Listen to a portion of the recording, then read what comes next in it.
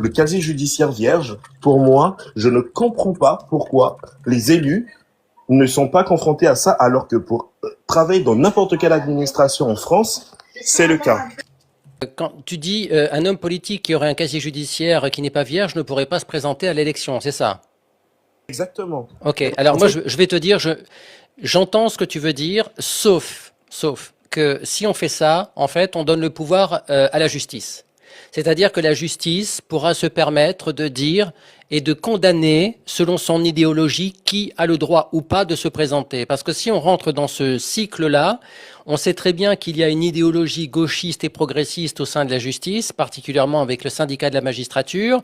On sait par exemple qu'Éric Zemmour a été attaqué à plusieurs reprises. Il a gagné 90% de ses procès, soi-disant pour incitation à la haine raciale et il a été compagnie. condamné, hein. Ah, il a Oui, été condamné, hein. oui, mais il a gagné en appel. Il a gagné en appel. Ah, Voilà, il a gagné en appel dans la majorité des cas. J'ai plus le détail, mais peu importe. Le seul truc, si tu veux, c'est que moi, ce que dit Éric Zemmour, ou ce qu'a dit Éric Zemmour, et ce pourquoi il a été attaqué en justice, pour moi, c'est juste comment dirais-je, un délit d'opinion.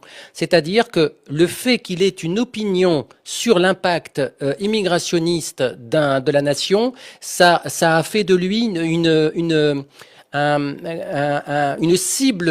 cible judiciaire.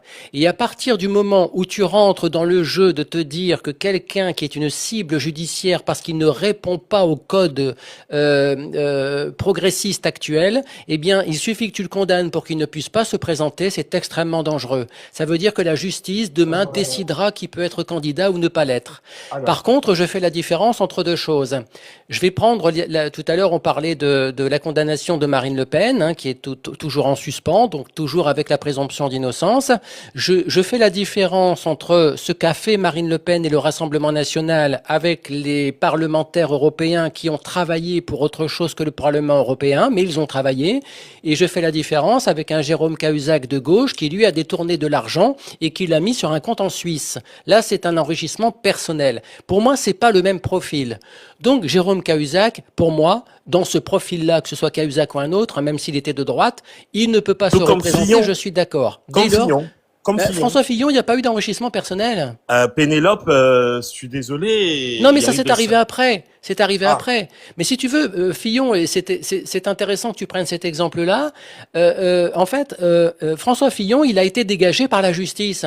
C'est-à-dire que la justice a décidé au nom du peuple français qui aurait le droit ou non de se présenter. Et moi, ça me pose un problème.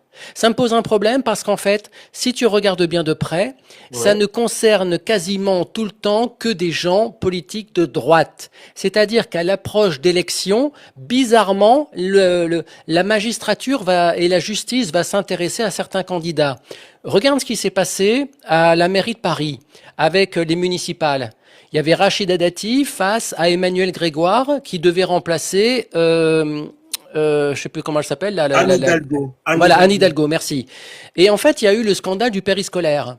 Le scandale du périscolaire, il y avait des rapports qui ont été mis dans un tiroir et qui n'ont pas été sortis pendant la campagne électorale, mais qui ont été sortis après la campagne électorale. C'est-à-dire que le système politico-juridique a protégé la gauche à Paris de l'élection municipale en cachant des faits nauséabonds qui étaient pourtant sous la responsabilité de la gauche. Ces dossiers sont sortis après l'élection. Et donc, en fait, tout ce système est vérolé comme ça. Donc, Oui, mais interdire aux candidats de se présenter sous prétexte qu'ils aient été condamnés, j'aimerais quand même bien qu'on se pose la question sur le pourquoi ils ont été condamnés.